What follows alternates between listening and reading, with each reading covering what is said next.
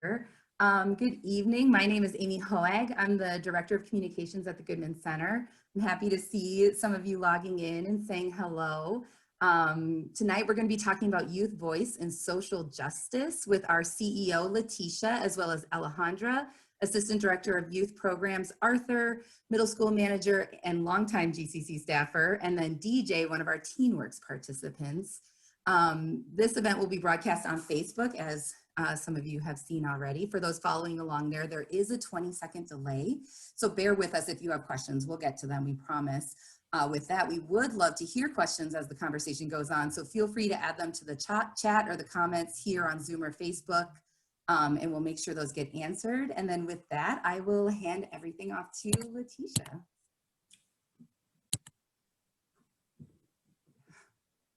Letesha, you're muted. Could all of our presenters unmute? Okay, there we go. I am unmuted now, so thank you so much, Amy, for that introduction. So tonight's conversation, unfortunately, it's well timed, but it's unfortunate because we've just recently had another Black male lost in our community, Dante Wright. And he was killed by the hands of police, and I know you guys have seen that in the news. The other thing is right now we're going through the trial of the Sergeant Chauvin, I believe that's how you pronounce his last name, in the case of our slain victim last year. It's a lot. So Derek Chauvin is in the news right now. We're in the third week of his trial. And then just only to have another young Black male gunned down by police, to have this conversation in a world that all of these things are going on, and have youth that we serve every day, that we try to have those questions answered for them when they come with them. We know that they're angry. We know that they have a lot to say. It's about injustice for people of color, things, and we are dealing with that situation here. Our wonderful staff who help every day, the pain, the anguish, the thought of, is it going to be me? And so we want to talk about that tonight. So excited to have these members with me. Arthur, as Amy said, has of things happen in the city, so it's going to be good to have his long-standing perspective. And then Alejandra. Letesha, I'm sorry, I'm not sure if it's just me, but who's one of our young, you're coming in and out. Am I? Okay. Who's one of our up-and-coming leaders in the organization as well. They both work directly with our youth staff. And so I'm just going to start with you all just asking the question. Deejai Davis here too. So I got a chance to meet Deejai when I first started and spent some time with him in the kitchen, of course. But what I saw in Deejai is that he is a person who will speak up for himself and for us. He's capable of articulating how he's feeling about anything that's going on. So he's joining that. We're and how Letesha, you're coming in and out, so we can't, we haven't been able to follow what you're saying. I'm sorry. Can you hear me now? Yeah, it like after like 2 or 3 seconds, it stops for like 5 seconds and then it starts again. Okay. So we have it. Yeah. I'm moving locations to see if that helps, because we've had a lot of technical difficulty, so I apologize. Let me just get another spot. Maybe this will help us. Thank you. I'm okay, sorry. Is that better? Oh, you're welcome. No, we want this to be a good conversation. So, you know, we got time. And so as I was saying, we're going to talk to, I want to start this conversation off with Arthur Morgan, because he has been with Goodman, but also in the city of Madison for a long time, and really understands the ins and outs of what's been going on here. But in recent days, I want to know, Arthur, from you, how you're feeling about what's going on and how you're helping our youth cope with what's going on right now in the city, or in the news. Okay. One of the being in the position that I'm in is I get to have these conversations with our young people. We talk about everything under the sun on a daily basis. So anytime anything comes in the news, it's kind of like the first thing that we talk about in the morning. It's like how we get down and how we communicate, how we get together. So it's tough because we really were talking about the George Floyd case and all the things that are going on with that. And so having this come in, like the kids know my phone number and they texted me about, this latest incident as soon as it happened. So it's fresh on their minds. Our kids are, they have cell phones and they're on social media. So they see these things and hear these things right away when they happen. And so it is our job at Goodman and my job to make sure that we give them a place to talk about those things. And so I'm excited to have this forum and to have this conversation and to hear back from some of the people that are listening. But it's an everyday conversation. I hate to say it. It's unfortunate that is how it is, but we talk about social justice issues on a daily basis, not just when things are in the media. So this is kind of, it's just kind of what we do. But this just gives us a certain topic to talk about and to address. Thank you. Deejai, I want to ask you, as a youth, I think this young man was in his 20s, is so close to the age that you are. And how do you feel about knowing that this is happening all the time? It's become a sense of normalcy sometimes within our community. How are you feeling? How are your friends feeling about this? Basically, like with me, it just kind of just makes me want to like kind of stay inside. Like with everything going on, it kind of just, I'm like, okay, well, like I'm really more of a person that's just like, okay, well, hey, it's just going to, be what it is. And it's just like, makes me feel a sense of like, okay, do we have hope through this? Like, like, are we going to get through this? Like what, who's going to help us? Who's going to be there for us? When stuff is going on, and like who's our support system when we need, justice as far as everything. Like with the community, the African American community, like seeing stuff like that, like seeing like our peoples get killed like that, it just really like, just to be honest, it kind of makes my blood boil a little bit. But I just try to sit there and try to just be like, okay, just calm down. I understand. This is going to go on. But I just think like when that goes on, like I'm trying to figure out who has sympathy. Like, cause it seems like when stuff like that happens, like, as you say, with the, you said normalcy, like, it just seems that it happens so much that it's just normal. And like, where's the sympathy at? Like, we're all human too. Like, to me, I don't see color, we're all one soul, one spirit. So it's like, why you want to kill us? What have we really done to you?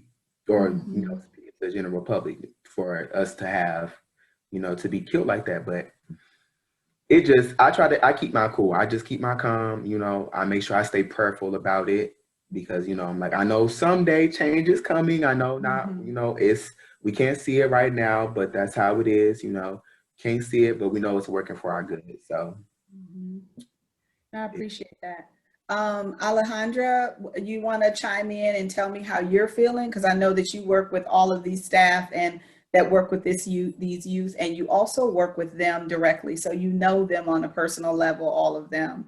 So what do you feel about what's happening right now?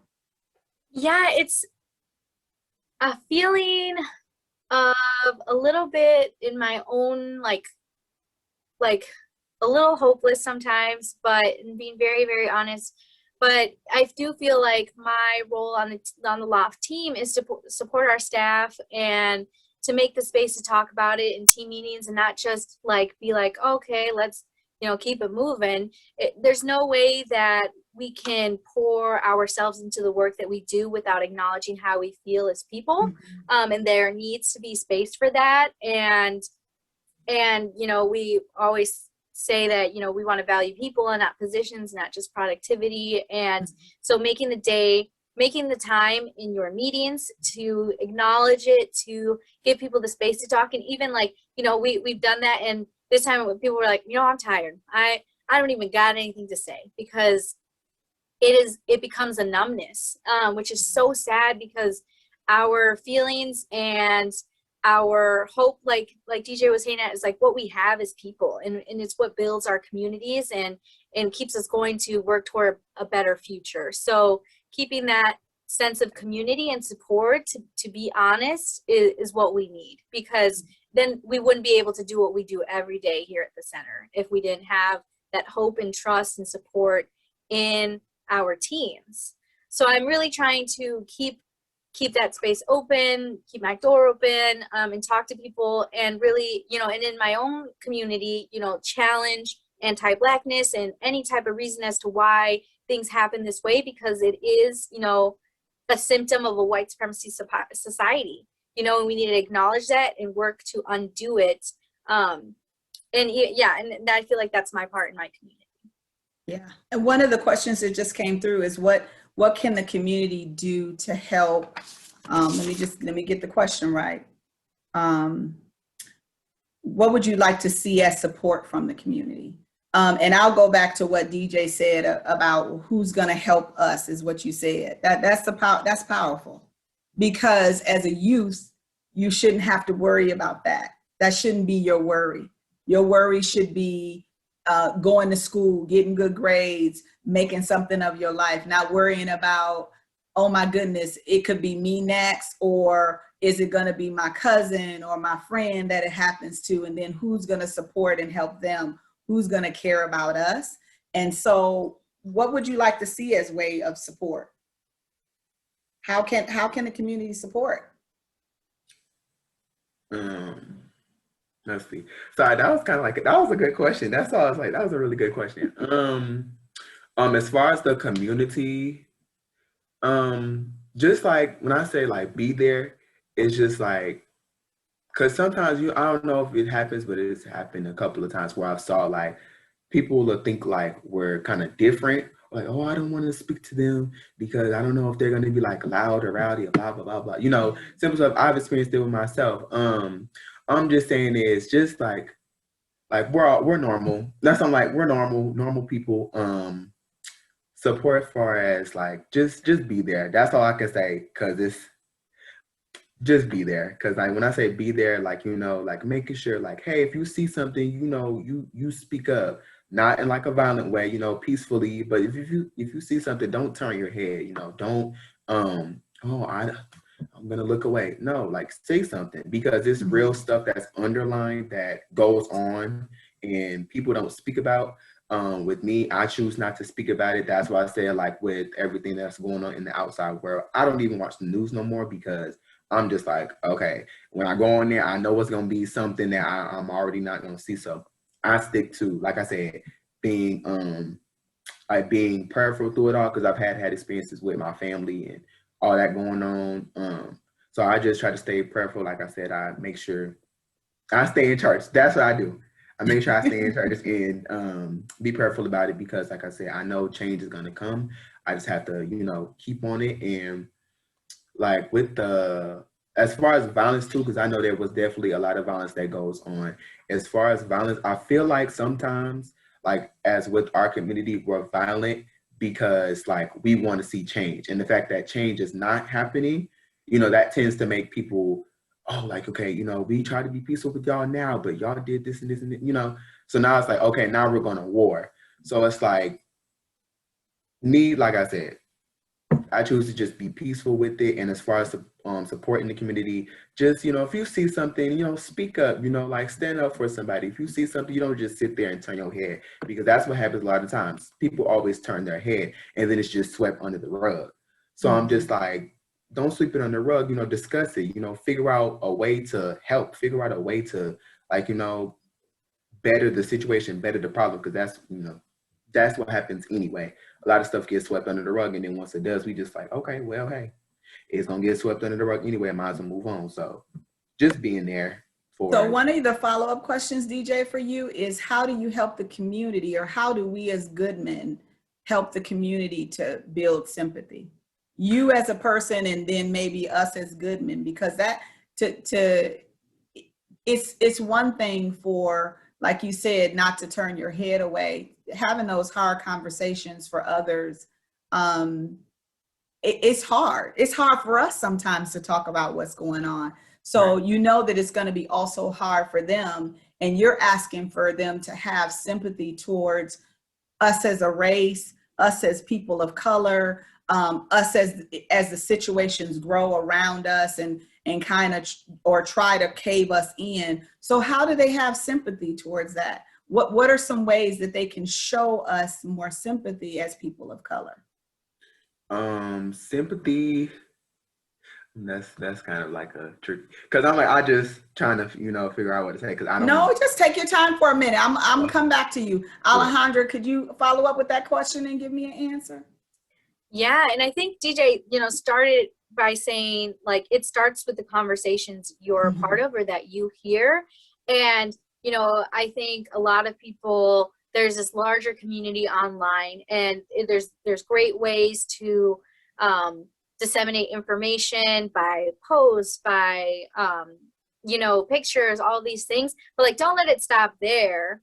Have it with the people that you see in person, the people that are part of your community, a part of your family, a part of your work community, and when there's something that, doesn't sit right with you, or if you hear, different, there's a lot of coded language that's used to reason with or to excuse what perpetuates violence against people of color, right? Like, they'll say, well, if they would have obeyed the law, if they would have, or even just how quickly rhetoric spreads. Like in Dante Wright's case, he said, well, there was a warrant out for his arrest because he defaulted on an $80 ticket. That's in no way a rationale for, oh, well, that's why, he was stopped. And if he hadn't done that, if he would have done this, it's like, okay, well, the escalation there is unacceptable. So challenging that, challenging people to look for accurate information, to challenge people to grow, and that really, if you want to support, like, it starts there. And it's not just, checking in with the people who you think will be affected. It's starting those conversations with the people who are unaffected, because we need that support. When we talk about privilege, just to let it, like, roll off your back, or to go a day without thinking about it. And you need to challenge those people to think about it. That's right. You're right. I was just sitting here thinking about, as I've come into Goodman, all of the ways that I've seen you all working with the youth. There's so many things that you're doing. And I'm often wishing that I was a fly on the wall in the rooms that you are in with the youth, because they're the future, first of all. But second of all, I know that you're having some very tough conversations with them. And how, Arthur, talk to me about how those conversations play out on a day-to-day basis within those rooms, because I know that sometimes it may be heated. I know that people are showing their emotion, and you may see tears, and you have to wrangle all of that in and give them, first of all, give them the space to be able to talk about the things that they're feeling, but also keep them under subjection to a certain extent, so that it doesn't go beyond normal emotion, I want to say, but I don't even think sometimes when we're talking about this stuff that it's normal emotion. I think it's coming from a place that we didn't expect to ever see. So talk to me about how you handle that in a room with youth as you talk about this stuff. Okay, can I just, before I answer that question, can I go back to the question you asked? Go back. Yes. The question, I love the question about how can the community help, right? For starters, now, not everyone, but some of our community, if you want to help, you have to look at how you're looking at my kids, right? One, my kids are not a threat, okay? So if you're approaching youth and young people as like they're a threat, nothing you say is going to work. You can sit there and say all you want to, it's not going to work. You have to approach these kids like they're your kids. I need my kids. You want to help my kids. I need my kids to know they're a part of your community, our community, right? For starters. Otherwise, the conversation is not going to go anywhere. But to help these kids, you let them talk. And so when we talk in our rooms, the first thing I do is I try to make sure that they know where I'm coming from with any situation, just so they know that that's my perspective on it. So when they talk, when they give their perspective, I want them to feel free to give me what you got.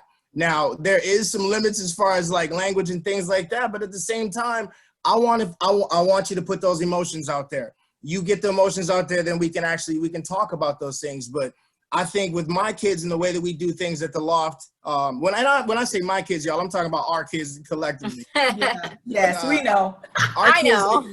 When we talk to our kids, I want them to not only take the information that I'm talking about in-house, I need them to take it outside. When they leave and when they're away from us, I need them to have that info so that they're readily available so they can think about these things. But if we don't let them talk and share like how they feel about it, because it's really about them. I'm 48 years old. Like I've dealt with all these things, right? And I know how I feel about things and how I deal with them. I feel like the most important thing that we can do for these young people is let them talk and not tell them how they should feel or how they should feel, how they should handle it. Give them suggestions about, maybe some of the things that you worked with, some of the things that helped you work some of this madness out in your mind, but I feel like you have to let them vent. You have to let them say pretty much how they're feeling. You got to get it off. You got to let them get it off their chest. And I think that's one thing that as a whole at Goodman in the loft, we talk as staff about our kids all the time. I don't think our kids realize how much we talk about them just on a daily basis, just trying to help each other, help them. And so by the time the kids come talk to us, we kind of have an idea of how we want to handle it, what direction we want to go, right? And so basically it's just give them freedom. Give them that freedom to get those things off their chest. A lot of times you might think that they're so angry that they're heading down the wrong path, but once you let them get it out of their system, once you let them illustrate it, they themselves and see, okay, I got to calm down a little bit and and breathe and take that time. But letting them get it out of their system is the most important thing, because I feel like a lot of adults, we tell youth all the time, speak your mind, speak freely. And as soon as they open their mouth, you're like, hold up, don't say that, don't say this, right? Yeah. You can't do that in these situations, especially now, because it's one issue on top of another issue. So Deejai, tell me about your voice. Tell me about how you're using your voice at Goodman. In what ways are you using your voice? I have a lot of conversations, particularly like with the staff that I work with. So that would be like Whitney, Alejandra sometimes. I know I see you sometimes. Mostly it's Whitney,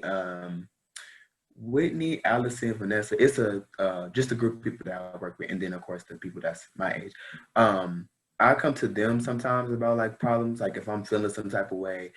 They are very therapeutic. So like when I come here sometimes, I'm not always, we have those good days and we have those bad days, but I try to keep it good. But talking to them about like my issues and like, what I think and what is on my mind really helps me, because, they listen to me. They're like, oh, I can sympathize with that, because, I see it, just like how I see it in the world, they see it too. Everybody else is, this their point of view on it. So, but with mine, it's like, they never be like, or they're never like, oh, I don't see this, and I don't see that. I don't agree with that. No, they're quiet. They listen, and I share to them sometimes, like how I'm feeling about, I'm seeing things. Like I said, I try not to watch the news, but when I do, I go to them and I'm like, okay, y'all, like this is how I'm feeling. Did y'all see this today? What's y'all take on it? But they really they let me, because I do most of the talking. But they sit there and they let me, just talk and, say what I have to say. And then, they agree and share their sides on it. So my voice, I guess I would say, I kind of bring the news and kind of, just talk a little bit, or, lots of times I don't talk, but in the midst of talking, I talk to them about things that I'm feeling like, y'all seen this, and this is somebody that's my age. I'm 17, but, this happened to a person that was 15, 14. So I'm like, Yeah. it's like, okay, these are younger. So, you know, we're young too, but it kind of just, it hurts me a little bit more because it's like seeing as like they're younger than us. So like, you know, it's supposed like, we're supposed to be an example for them, like for the younger generation. So it kind of, yes, it hurts, but I'm just like, okay, I just talked to them and they helped me through it. So I guess that's kind of how I use my voice. I talk to them most of the time. They listen to me and share their opinions on what's going on too. But like I said, try not to watch it because try not to. Yeah. So in us having this conversation about community helping us, what's happening at the Loft and at Goodman with you youth, where do we go with this discussion? How do we, and I guess this is not just a question for me, it's also a question for those who are listening and who will eventually see this Facebook, who's watching this on Facebook. Where do we go? Because there's been so many things just since I started. We're working through things like every single day as far as social justice and change in the community. And I want to know this group here, but also those who are watching and listening, where do we go from here? How do we get to be a place where I'm not judged by my skin color, but the content of my character, as Martin Luther King would say? That you take me for how valuable I am and what I bring to the table, but you don't do that just because I have a degree or because I'm, you know, the president, but because I am a Black mother of 4 with 2 sons, thinking about Dante because that could have been my son. What do we do? How do we build? Because there's constantly things that's tearing us down. And I hear about the hope that you're talking about, Deejai, and I feel the same way. Sometimes you feel like there is none. And then I come in Goodman and then I get excited again because I know people are working with you all to get you to a better place. So where do we go from here? How do we change our little corner of the world so that it also spills out amongst others that are trying to do the same? Alejandra? Yeah, and that's always the question on our minds, because our goal is to provide youth with the skills they need to navigate the world in a way that they feel safe and that they have the opportunities that they want. That they're, you know, we're breaking down barriers that exist in our society, and so moving forward, it's sticking to our values, our Goodman values, the beliefs that we have in that, you know, like Arthur said, seeing every student that comes into our doors has potential, and we want to give them the opportunity to grow their skills.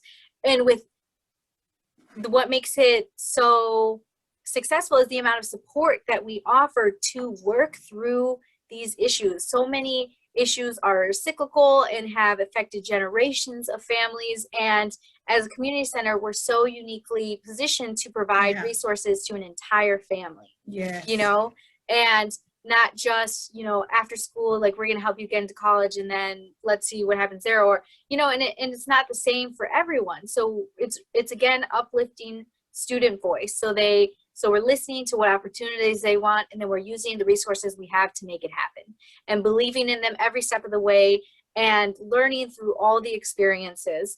And this is super vague in general because it looks different for every single student, but what doesn't change is our consistency, our presence in their lives.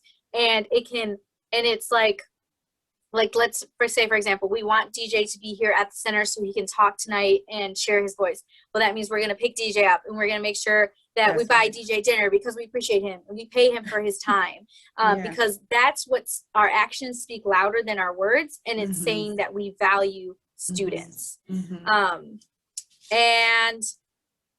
I'm gonna pass it off to Arthur too, because he has so many years of experience. Yes. And I really do look up to him.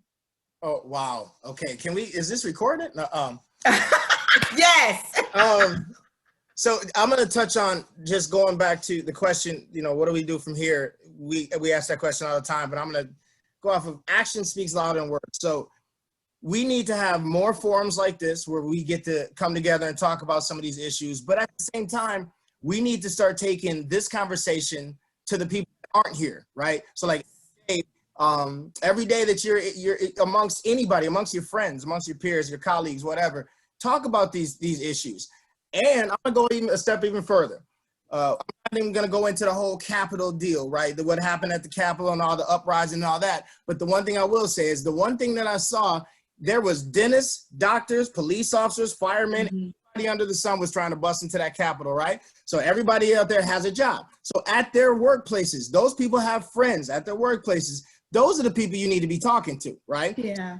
Your parties with your friends, those people, because not everybody, you know, hangs out with the same type of person. When you hear something, say something. Don't just sit, because the people that are going to be saying the stuff you don't want to hear, they're not going to be at a forum like this, right? So bring the forum to them. So whenever you're here somewhere and you hear something wrong, speak on it, right? Speak on it no matter what it means to you, because that's how the only way that something's going to get done, right? So that's the biggest thing. I feel like whenever we have conversations like this, the people that talk together and try to build together are the same people that are still doing it. And we do that. We got to reach all these other people. So my take right now, go to work tomorrow. If you're listening to this and you don't work at Goodman, go to work tomorrow. And if you hear something wrong, speak on it, right? Talk about it. Speak up for those people who can't speak up for it. The other not going to change. Nothing's going to change, for real. Yeah. Talk all day about there's a lot of things we need to do, but I feel like whenever there's an issue, we protest, we talk about it, and then the dust settles and the smoke clears, and then it's like something else has to happen before we stuff is still going on. People are still getting dogged every day. So we have got to keep the conversation going. And like I said, bring in those people that aren't in the conversation. That's right. What about you, DJ? Go ahead. Oh, yeah. Go ahead, Alejandra. No, I was just going to say, and if you go to work and you don't hear anyone talking about it, be the person to bring it up. That's right. And yeah, I'll pass it to DJ. And don't worry about people's feelings. Stop worrying about feelings. When it comes to that stuff, we can't be worried about people's feelings because ain't nobody worried about ours. That's right. Yeah. DJ? Let me see. I guess it's really been like a word that's on my heart, kind of. So it's really been something like pushing me, like say this. But my thing, what I've been getting is just like practicing to me at Goodman, like, you know, our community could practice this, and then that would, you know, enable kids and the youth that's here, and myself included, but practicing unity. When I say unity, like, you know, like making sure that everybody else is, you know, included. Like I said, I just want to piggyback on what I said before. Like, we're not, to me, like I said, I don't know everybody else, you know, some people see color, some people don't. With me, I don't see color, because it's just like, we got the same thing in us. You know, we all have a heart, we all have legs, we all have a, you know, so it's like, I don't see that. Now with everything going on, like I said, I try not to see it, but unity. So like, if we practice unity here, you know, that would boost our students to, or when I say students, sorry, our youth here to go out and to, like, you know, it says, oh, you know, at Goodman Center, they practice unity, you know? And so if they practice, we practice unity here, that would enable them to go out and practice, you know, unity with everybody else, making somebody else feel included. If they see, like, I'm gonna give an example. I seen the person at my school sitting by themselves, and then I was thinking like, okay, like, you know, that I don't like when somebody is by themselves. So it's like, you know, I would take it upon myself to go sit with that person. That's what I mean, like unity, making sure everybody else is included. Like I said, because I don't see color, and I feel that everybody else shouldn't see color, because if we didn't see color, we wouldn't be in a predicament like this. But that's right. So I'm like, unity is very big. But yeah, unity. So I'm like, if everybody could just be like, you know, as one, because like I said, we're all we're human. We're a human race. We're all the same thing. So if everybody could just see it that way, then I feel that things will go a lot smoother, because then you would see change. You know, hey, yeah, you're Black. Hey, you're Asian. Yeah, you're white. You know, whatever race you are. But I don't see that. I see you. I see a person. I see, you know, a spirit. I see a soul. That's, you know, I see a human being, not you know, by color or skin. Because I mean, to be honest, everybody everybody look good to me. We all a different color. So, I mean, hey, that's even more, you know, good to come together because we're all different. So if I got experience and a life story behind me, I could tell mine, somebody else could That's tell, right. you know, theirs. So it's just like, you know, like I said, unity, coming together, because it's like we're all one race, one race. So it's like coming together and just making everybody feel included. So I feel like that is practiced here. I definitely feel included when I come to work. I kind of be like itching to go to work. It's like, oh my gosh, I want to go see everybody. You know, I'm gonna, you know, just talk, or sometimes just being around a person and just having that human, like I said, human interaction. Talking to somebody else and just, you know, seeing them as a human and a person, not a color, because they still talk the same, they still eat the same as you, they still use the restroom as you. So, you know, like the same thing. So, yeah, unity for me. So. No, thank you. I appreciate that. I guess the one thing that I would like to take time to do before we close is to have Arthur tell us your story about Goodman, because you've been here so long, and how you came up through the doors at Goodman and have just been a part of it, I believe, since it was the Atwood Center. Am I correct? And so it would be nice as a Black male leader in our organization to talk about what that has meant for you and how you continue to give back to Goodman because of that experience. Wow, that's a lot. Okay. So yeah, I started with Goodman when it was just the little Atwood Community Center. We were working out of literally one building. We had programs on top of programs. I was 19 years old. Basically, Goodman, when I first started, I was told to, as long as I had kids, that's all I was worried about. I was worried about just give me the kids. I'm not worried about paperwork. And I was young and didn't know what I was doing, but as long as I had kids in front of me, I was good. But since then, I've learned, the structure of Goodman has always been families and the people that we had in the buildings. And for me, every day I get to come into our building and see someone that I've worked with, one of the young people that I had that are now adults and working.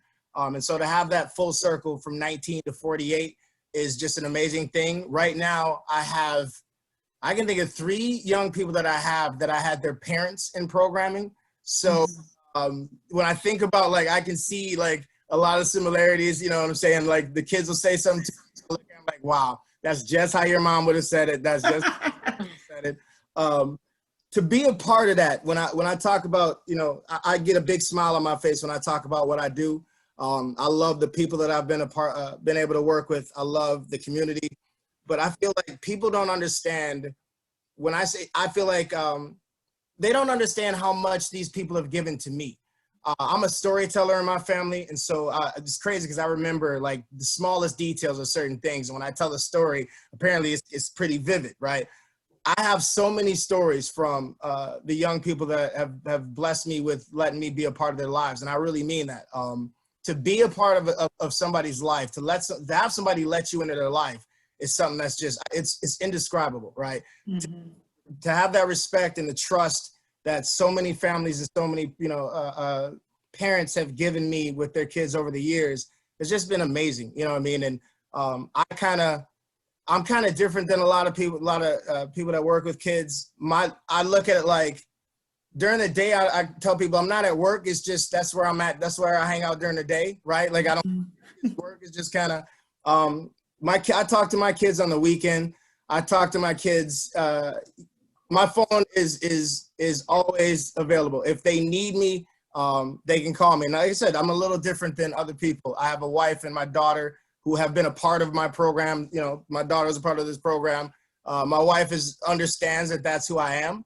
So when my kids call, they actually, some of them call her, you know, Mother Morgan. But as a whole, like it's so powerful for me to be able to see the youth that I've worked with and see them and their families, to see their families and to know that something that we did at the center, like whether it was a meal or a conversation or a ride, you know what I mean? Just something that we did helped them get to where they're at. And that's just, that's so crazy to me. You know, I'm about to put my man Dwayne Powell on blast real quick, but I think of Dwayne all the time because I don't think he realizes I used to walk by his office and look in his window every day.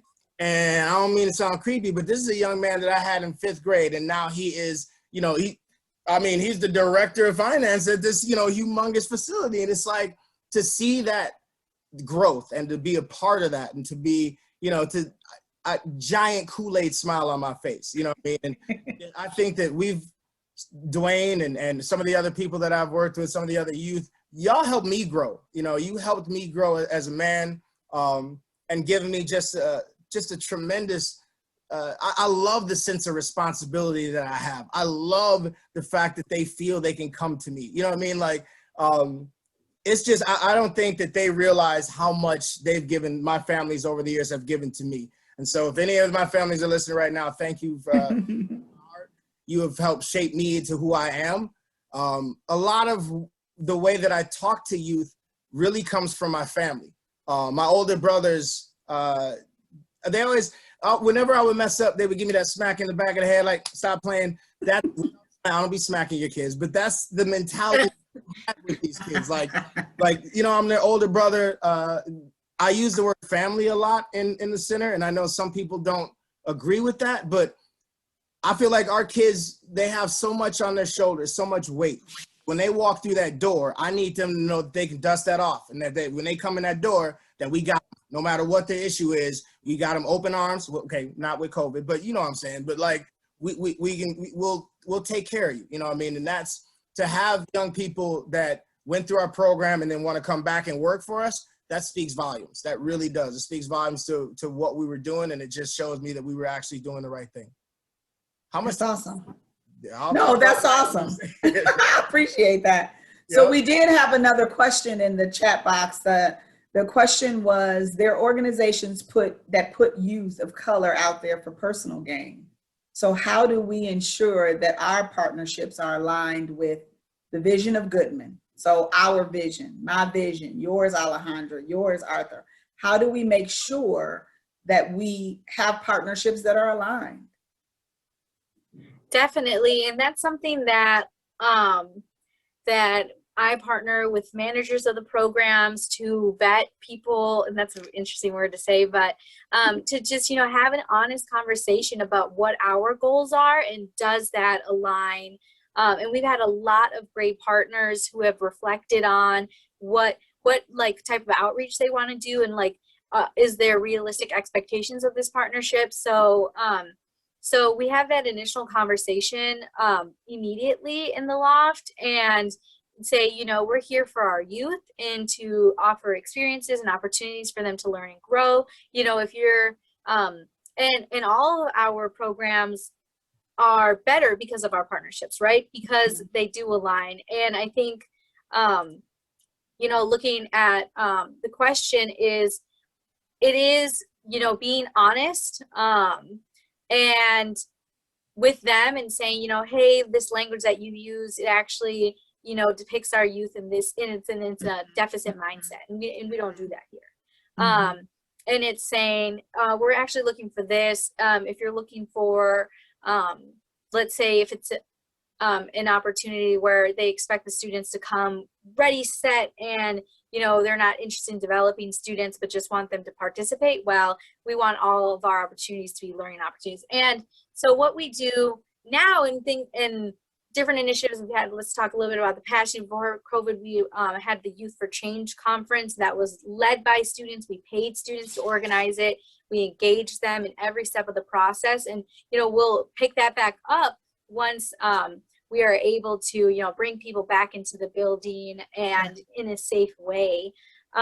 We've done pop-up dinners. We have brought those back during COVID, and most recently our pop-up dinner through our TEENworks program. So for those who haven't participated in them before, we have students in our culinary track, and TEENworks is the enrichment and employment program, and they learn about culinary skills, and then we partner with places with different restaurants, and chefs come and teach students like signature meals, and then the students get to learn from the beginning, the inception of an idea of a meal, all the way to executing it and providing that experience to the customers. So we did to-go pop-up dinners where people bought tickets and then they drove in to our shared parking lot with KIPP, and then our students got to answer the phones. They got to bring out the meal to them and then write up a little bio about each piece of the meal. So our most recent one was every single recipe came from a student and their family,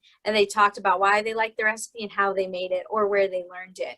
And it's things like that where we want students to gain from every experience. And even in our middle school programs, you know, going and learning about drones and how to maintain them, or having these conversations. And I think also Deejai didn't give himself enough credit, because he has been in situations and advocated for other students in tough situations, de-escalated situations where there was misunderstanding, and always gave everyone the benefit of the doubt. I think when I listened to what Deejai said about seeing people as an individual, as a person who you see spirit in them, and when we like look at our students and we see the potential and the passion, I think that's what the focus was, right? Like seeing people as individuals and not making assumptions based on how they look, and perpetuating stereotypes, right, or beliefs. Like we really want that, and it is a privilege, right, to be seen with respect, to be given that chance to tell your story and to interact, and that's, I think, what we give students here. Yeah. What about you, Arthur? I was so stuck listening to Alejandra. So I want to go back to the question about our partners real quick. I think one of the things that we do great is when we're talking about our youth, you know automatically how we feel about our kids, right? So if you look at us with anything but, you know, straightforward, we're going to let you know real quick. And I think that one of the things that we do well from the jump when we go to meet with a partner is we let you know that we know what our objective is. Our objective is for our youth to be successful outside of the Goodman Community Center. That's right. Out when they're with us, right? And so the way that we speak about our kids, the way that we, you know, from the beginning, as a partner, I feel like you kind of know if you want to get with us or if you don't. You know what I mean? I think we kind of give you that vibe because we're serious about our kids, and that's how we talk. So, yeah, but just, I'll stop right there and let Deejai go ahead and do his thing. Go ahead, Deejai. Deejai, why don't you? He's like, what? Deejai, if you want to talk about No, you look like you want to talk, so I was like, your experience in TEENworks, Deejai. I really wanted you to have the opportunity to talk about, because you came in during the pandemic, and a lot of youth, you know, have been limited in their opportunities, or, you know, stayed home to be safe. And you took this opportunity to join a new community and became a leader. So if you could just talk about what a day of being a TEENworks and high school enrichment participant is, I think that would be so great. So I guess like with my little chunk of TEENworks, I work in like the kitchen. So I had heard about Goodman because I've always came here, like we've had events like outside the community before I worked here. We had events, so I've kind of always been in and out of the building as a guest. And I was like, okay, like I wonder like what it was to work here. But I had got an email, and it was in my email, and they were asking me like about like a training. And the training just was like, you know, like a training for like cooking and everything. And I'm like, okay, well, I'm in the house, so, you know, I might as well, you know, get out and experience it. And plus it's close. And I'm like, it's the Goodman Center. So I'm like, okay, I'm about to, you know, take my opportunity. So when I did, I had kind of like mingled around a little bit, was a little shy at first, but I sit there and I got there in the kitchen and I was like really, you know, learning things. So basically when I come in, I have a couple different things that I do. Like, I know on some days I come in and do like the cooking shifts and learn how to cook, learn knife skills, learn kitchen safety, and getting, you know, certified in those things. And then on other days I come in and we do video recordings, editing, learning like how to record, learning, you know, what you're recording, how you're recording it, and how to set up things. And then also cooking. So like we record us doing like cooking videos, and it's just to share to the youth that they want to decide to cook. It's helping them, but it's helping me more because I did not know how to cook until I came here. So I'm like learning those basic knife skills was a good asset for me because, you know, now I can go home and cook for my family, because before I was letting my grandma and mama do the cooking. I don't do the cooking, I just do the eating. So I'm like, when I came here, I'm like, they helped me. And I had some times where I was like, y'all, I can't do it. Like, this is, but they would encourage me, like, okay, if you can't, if you mess up, that's all right. We're going to try it again. Take two, dust yourself off, get back up and you go. So it has really helped me a lot. I think, like, from the outside community, they see it as the Goodman Center, but when you're actually here, it's more of an experience. And me, it's just kind of like, it's very, like, warm. Like, when I say warm, it's like, I don't come here, and judge and be judged all the time. It's always a hi, how are you? How was your day? Sometimes I hide it, but they can spot it and they easily be like, come here, pull it to the side. So what's wrong, boo? Tell me what's wrong. So it's kind of like that, that warmness, and just, like I said, very therapeutic. But it helps me a lot to know that I'm like, I love being a part of here. Like, it's very fun. Like I said, it's more of an experience for me because now I know how to cook. Now, when I'm on, alone in college and stuff like that, I know how to cook something. That's right. Not be able to starve. So that's right. Yeah. So it helped me in a sense of cooking, and I got to be at the house, and I got to meet other people too. Got to meet other teens that I didn't even know lived in Madison. So yeah, it connected me a lot with the people here, and connected me, and I get to hear different takes on stuff. I'm like, oh, okay, well, I didn't look at that. Like, I'm looking at it my from my perspective, but I get to see everybody else's perspective, on what goes on and how to do stuff. So I'm like, okay, y'all, that's fine with me. I don't got no issue with that. So it's a good experience being here. I'm not gonna leave. Thank you, Deejai. Okay. So so we're going to do one more little talk, one more little tidbit, 2 minutes. And so let's comment about how Goodman reflects more than just our youth of color or our staff of color, but that we are, I love that somebody put that we should really talk about all of what Goodman does and the different aspects or segments of the community that we touch. We have an older adult program that is fabulous. Like, you just come up here on a Friday and watch them all outside mingling and just having that family community time with one another right outside our building, having coffee. Like, it's amazing. And there are people from all walks of life, and every color is there. But just like Deejai said, they're coming for an experience. They continue to do that. We serve youth from very young to Deejai's age. We have, Alejandra didn't mention this, but we have a transitional academy that we are in collaboration with MMSD to have youth that are coming in our building to finish up school.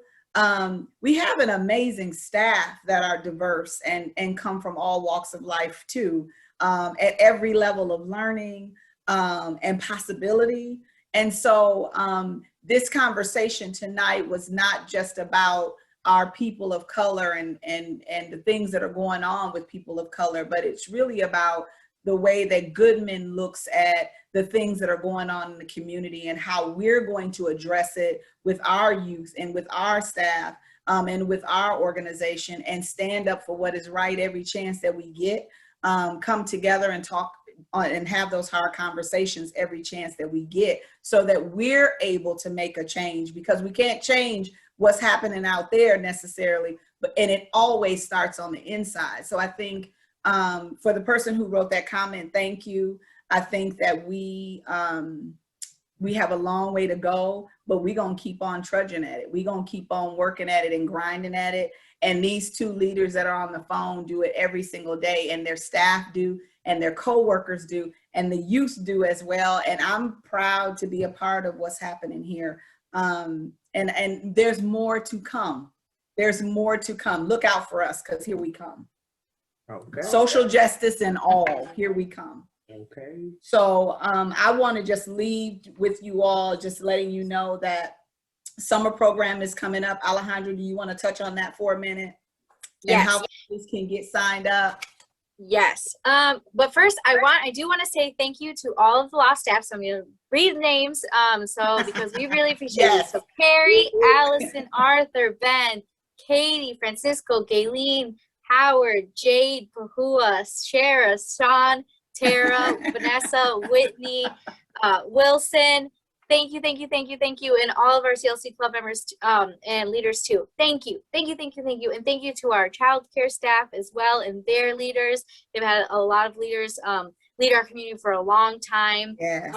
So thank you to everyone. But so we will be opening enrollment shortly for our middle school program. We'll have two options.